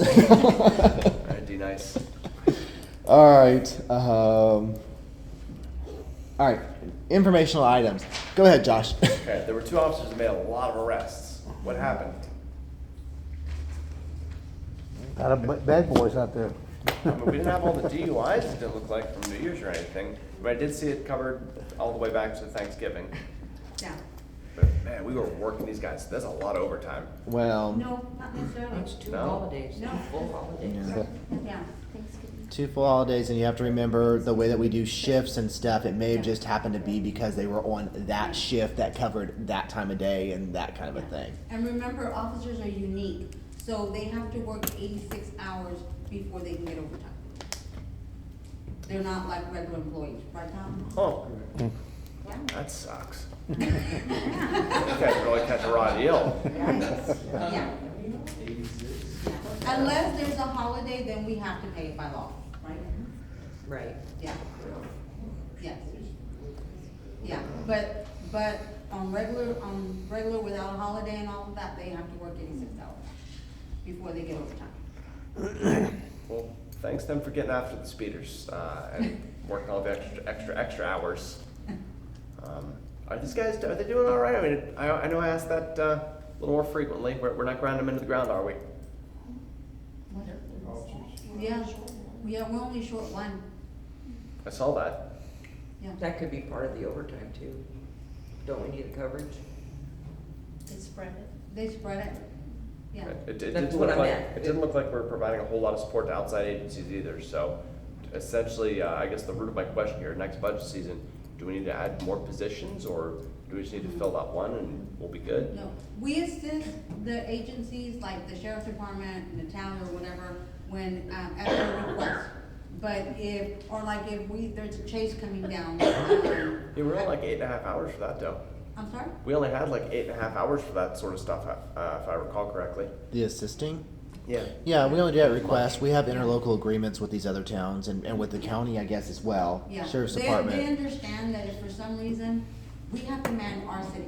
Yep. So if we've gotta make sure that there's an officer here at all times. Yep. So if we have 2 officers on duty and they need assistance, whether it's the sheriff department or whoever, we can do that. Or, if there's a chase coming on 35, our main concern is that they block the entrances here and we don't Yep. want them in town. They can keep on going that way. Yep. So, but, yeah, My core question though, do we need to look next budget season at adding another police officer position? Okay, you think we're good? All right. We can always double check with Candy and Chris, or next time they're here, we can ask, but they act like they've got it all covered. Okay. So, I mean, they haven't expressed anything that whenever I've been around or at the council meetings, other than, I mean, obviously they would love to have that extra position filled, so that way they can, but not like extra positions in general, no. Okay. So. Sorry, let me jump to these No, real no, quick. you're fine. Other info items, asked James about creating an email list so that for public announcements like council meetings, when we should post the agenda and stuff on the door. No, can't do that? We have tried this before.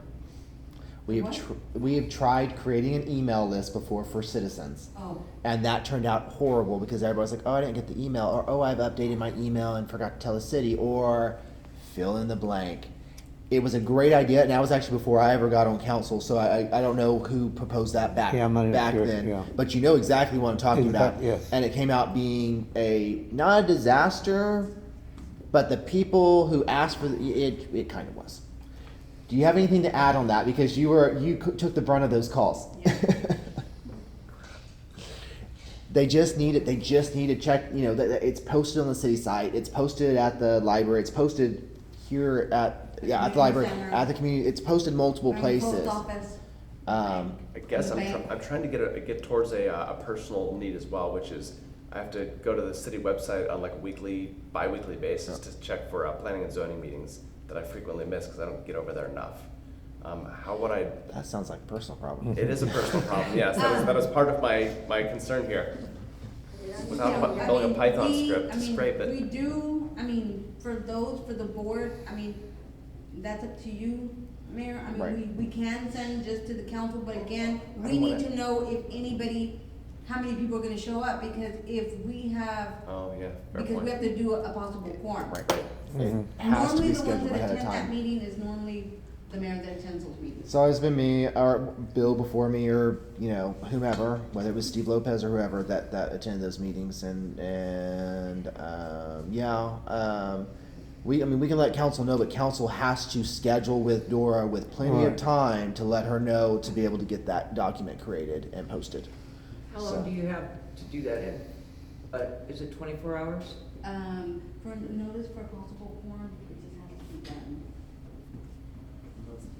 Just, if you don't have a quorum, no, like, let's say, like, they're gonna all attend, we have a P and Z meeting. And let's say they get a hold of me that week when we're having the P and Z meeting, I just have to make sure that I post a possible quorum before the meeting. But how long You before? have to, I really need to post it as an open meeting, which would be 72 hours. Okay. Sometimes I don't get 72 hours. I know, but most times we don't have a quorum. Well, but that would be something that if council members want to attend, they have to give you that kind of notice. Yes. Yeah. Okay, So- 72 hours. 72 hours. Yeah. So as long as we know 72 hours in advance that there's a meeting, Yeah. we can let you know. Okay. So, and that sometimes we don't always know because it depends on if people are sick and schedules, and unfortunately, but yeah. So, Okay. but we'll try. I mean, we can send it out. We can just let everyone And this is know. for all board meetings, not just P and Z? We need Me to- personally, I'm just looking for planning and zoning. Okay. I think it would be good for all, just to cover. It would be great to, if we could just be Yeah, aware of that stuff. I agree with you, yeah. Okay. I guess the reason why we would need to know when they are gonna be is because we have people that ask us, Okay. hey, when is the next parks meeting? Yes. I don't know. Which is fine, but yeah, like I said, if council wants to show up, then we have to let Dora know ahead of time. Right. that there's- Correct. Fair, yeah. I got it. That they're gonna be attending. Thank you, I appreciate it. Uh-huh. And all you. I just got, so when do you think you might have a full staff? Well, we are supposed to be bringing a lady, right, to talk, not to, we have auditors right now, Yeah. but we, hopefully next week, we'll be able to, but even at that, David, we're still gonna be strained because we still have to train them. So they're not gonna be able to be left on their own. But I mean, admin staff at the moment, you got people that are out, Well, right now, yes, we had one, she had a little accident. okay? With baseball hitting her on the forehead. And then we have one that is, out sick, and so we had Stephanie and then myself, and then Denise was helping up front. Between us being with auditors and stuff, we were helping up front. And trying to get everything else done. The biggest problem comes down to the fact that we're probably only, one person short technically in the office? In the front office, not in the whole office, in the front office part. Well, I understand we need code compliance. Yes. But that staff, we're basically one person short. The One problem person is that short, okay. everybody's been sick or Yeah, yeah, accidents, yeah. or sick and accidents, or. Yeah, no, yeah. It is, it's been difficult there at City Hall the past, since February of 2020. Right. Yeah, COVID and all Basically, I know that there are, the positions have been posted and there are some positions available, but I do know that the actual people, like and they're posted on Indeed, but Yes. just the response has not. Exactly. But it's not just them. I mean, that's Triple C's finally back to where they can open up, for lunch on certain days, and they've been out for a year and a half Yeah. of not even able to open for lunch during the week. Like, it's just taking time to get people back into the workforce. And speaking of that, I've got everything ready for the city administrators to put back on. I just have to turn it on. That's fine. So everything's ready. I just have to click a button and it's Put it gonna back be on. out. Flip that switch. I'm gonna flip it. That's good. Very good. Good deal. Very good. I had a Go Medina executive meeting today, and nothing to report from it. It was just everybody learning. I mean, it's now, since Deb Schuhart's now Judge Lutz, who's now county Right, judge. right. So this was his first meeting and all those things. So for an executive meeting or the board meeting, and they just kind of follow up on where we were, last year. Nothing different than last year because it's only 1 month into the new year. I don't know. Everybody's been on vacation, so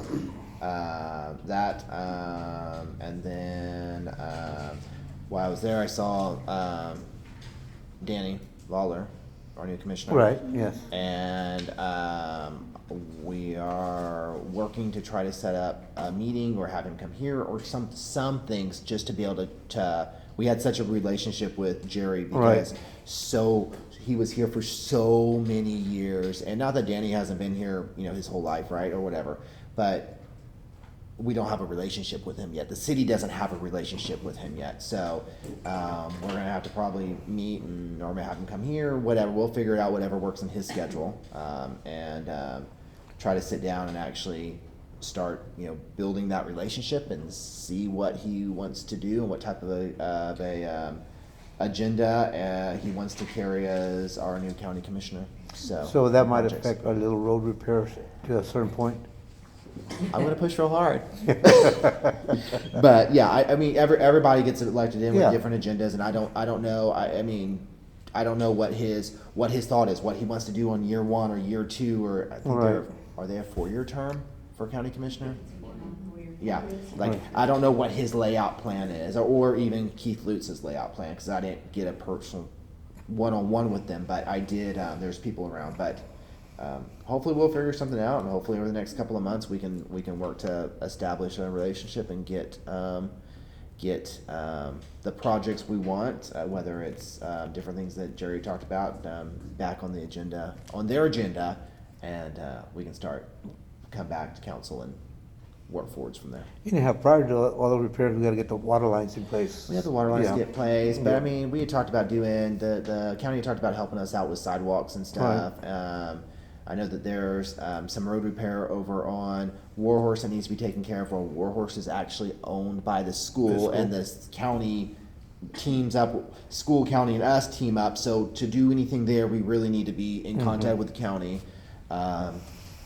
People forever have been on trying to get the what we call Cemetery Road, but it's the road that runs up from behind the cemetery and up. Well, basically half that road's in the county, half that road's in the city. So if we ever want to redo that road, we're going to have to actually work with the county to basically, so they pave their half and we can pave our half. And however it works, like I said, there's just things, and I don't know what is his number one, number two, number three goals moving forwards, and we didn't have that conversation because there's people around. So, anyways, Mayor, do you want to go over the meeting we had with the contractors in West Texas?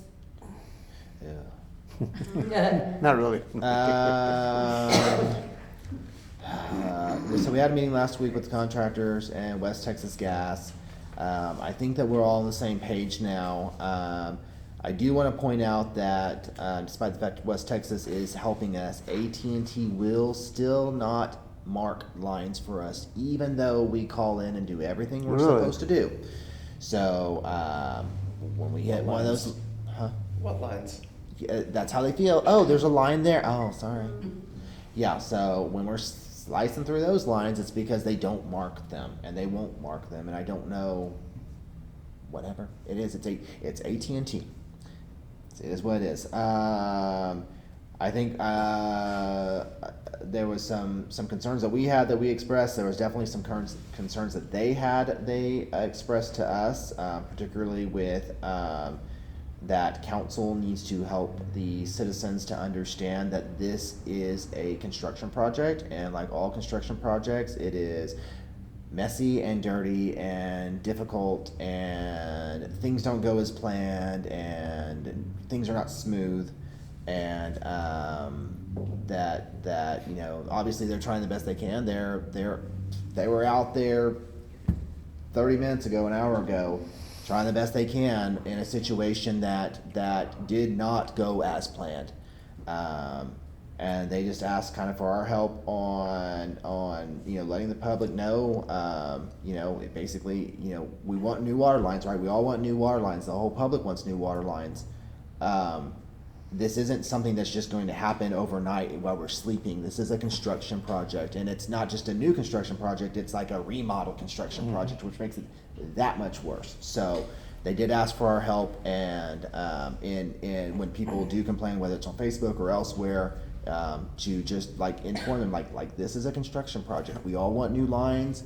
We're gonna have to live with this, but thankfully it's not live with this in the whole town for 2 years. It's it's one district here, and then once that's done, so it's only going to be a few weeks here and a few weeks there. Thankfully, we are not Lytle, and we're not having to deal with our roads all being torn up. Which, in talking to their mayor today, the southbound lane that goes in front of Harrison, and Bill Miller's. I said, when is y'all gonna fix that? Because I got turned around and ended up having to I got lost because I couldn't figure out what y'all are doing there. He's like, they're telling us September. I'm like, ooh. I'm like, I don't want to be you on this one. But the ones on the other side of the road, on your office side of the road, they're saying something like June or something like that. It's supposed to be done. Oh, sorry, they're keeping that one open longer. I forgot because they're having to widen and put in another lane. Lucky you. City administrator said it'd be through in February. I thought they were having to widen that and put in an extra lane. I may have misunderstood, but I do know the one on the other side of the road is much later in this year. So maybe it's just the extra turning lane that they are waiting on. Maybe that's what he was discussing. I'm not for sure, but I do know the other side because that's why I got turned around. So that's why I specifically asked him. So thankfully we don't have that. But people just need to realize that it's, I mean, this is what we all kind of signed up for. I mean, it's been a lot more difficult than what we thought, but that's construction, and that's what happens when you go off maps that are either non-existent or are ancient as all can get out, and they don't actually line up with what we have in the ground. And something we told the contractors is that we want to have regular meetings with them, Yeah. because that way we can, we know what's going on. And we've had a couple of meetings with them already. Yeah, I mean, I we've guess they had- weren't yeah. on the books as being regular, but we already had a couple, like once a month, because we had one last year right after they started, basically kind of, I well, think once we when they had probably started, a total of then like after that. 5 or 6, Denise? Yeah. Yeah. Yeah. So, So we just want regular meetings, so that way, because at that time, what they're trying to do is also turn in the red lines to us.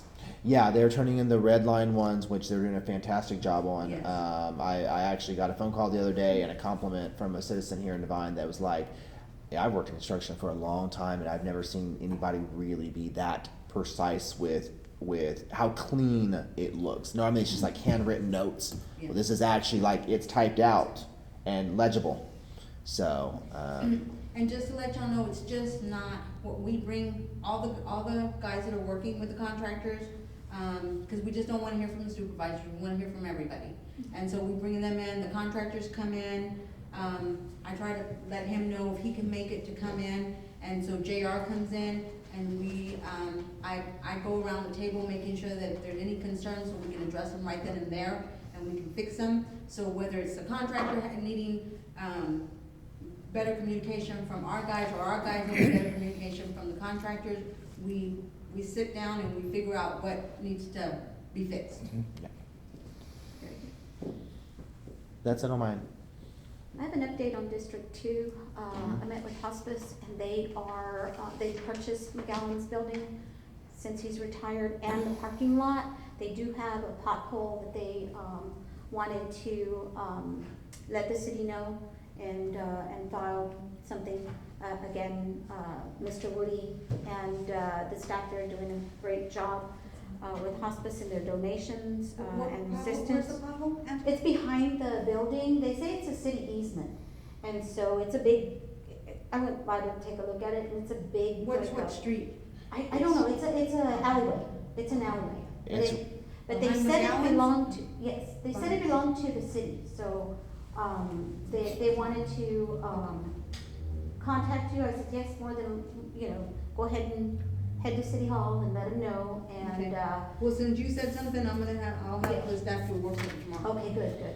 And that's one of the reasons that, the form came about, because they wanted to fill something out, and so, so I'll let you know. I'll just let hospice know. I wanna say I think it is to an reach alley, out. so that would be something that we need to take Yeah. out. Yep. That's what he was saying, and also, they were hoping, and I don't know if I need to put this on the agenda, but, the old city signs that say no parking, they said anybody can park there. So I don't know if it's a city ordinance, an easement, That's not ours. or what it is. That was not the ours. attorney put those up. Yeah, it's on the outside of the fencing, that green fencing, I I think, but know, yeah. yeah, but that So I'll- was, yeah. The no. ones that are right there by Chayitos? Yeah, Right here well, on like Harry? trees is right here, and then there's the roadway, and then there's it looks like an easement, I'm not sure, but there's some signs on No. that. I Commissioner thought the McGowan put those hospital up. put some. Yes. Yes. I thought they had put some, but the Yeah. only signs that We know. we have Yeah. would be on Herring facing Chayitos. Those are the ordinance, those are, Trees, yeah, yes, he was wondering if because he stated that there was something that they had worked out with, Mr. McGowan, and he had those placed or something, I don't know if yeah, it was. no, a city that's ordinance. private property, Okay. that's not. So they can take them Ours down. are the ones that are right there on Herring, Okay, that they have an ordinance number, ours have an ordinance number behind it. so I'll let him know, they're more than welcome to take them down. Yeah, I mean, If they don't belong to the city, they just don't wanna get in trouble. I'll have them check it out. Okay, sounds good. All right, if there's nothing else, then I'll go ahead. I'm sorry. Actually, Dora's gonna probably not like me, but, mine is regarding animal control. Uh-huh. Last weekend, not the one that just passed, so a week ago, we had an issue with a dog. Well, somebody caught a dog and called animal control.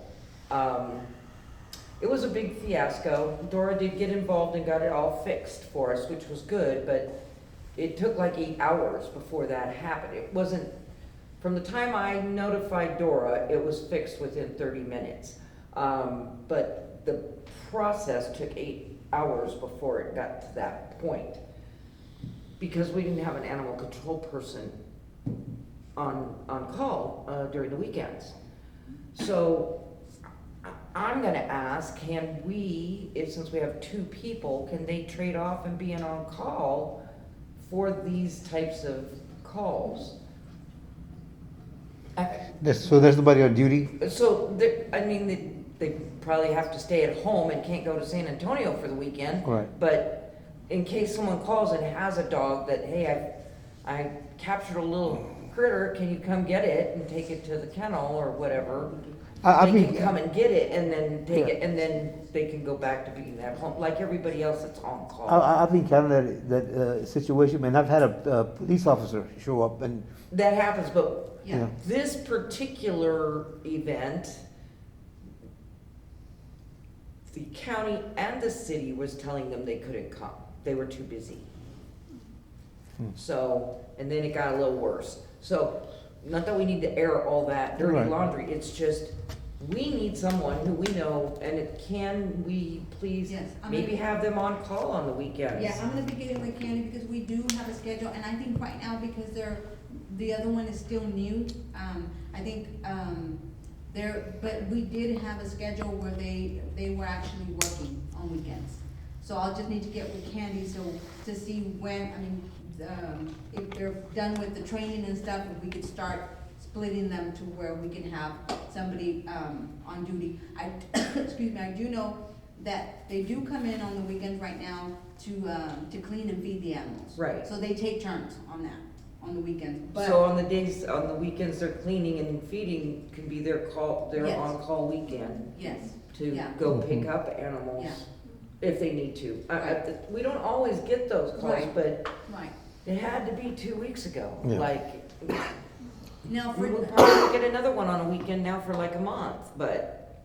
yeah, so I'll get with her. I did look at it and stuff, but we did have a schedule where they were working on weekends. Okay. Could we look at budget time to address this sort of thing, constructing some outdoor kennels for when folks find stray animals, they can put them in a kennel so animal control can get them whenever they get there? Say that again? So when I lived in Denver, Uh-huh. we had, the animal shelter had just kennels on the exterior of the building. Open it up, if you find a stray animal, put it in there, and then they take care of it when they get there. Oh. There's just a constantly filled water dish for them. Yeah, I know that we have, like, people have their own traps. I know that people have called out and said that they have a skunk in the trap or whatever, a possum in the trap. I hope nobody's putting possums or skunks in the animal control, but. Right? And they have actually, the homeowners are trying to get the skunk or raccoon, they end up getting a cat. Mm-hmm. Yeah. So, I mean, That I know happens a that lot. they do that. So, but, yeah, I mean, No, you could send an email to Candy and suggest that for animal control, see what she says. There's actually a no contact form on the website. Then do that. Write a letter, dude. That's right. You have to. okay, I will check into that. Okay. That's actually the only thing I had for my information. All right, there's nothing else. I'll entertain a motion to adjourn. Make a motion to adjourn. I'll second it. A motion and a second, all in favor? Aye. This motion passes.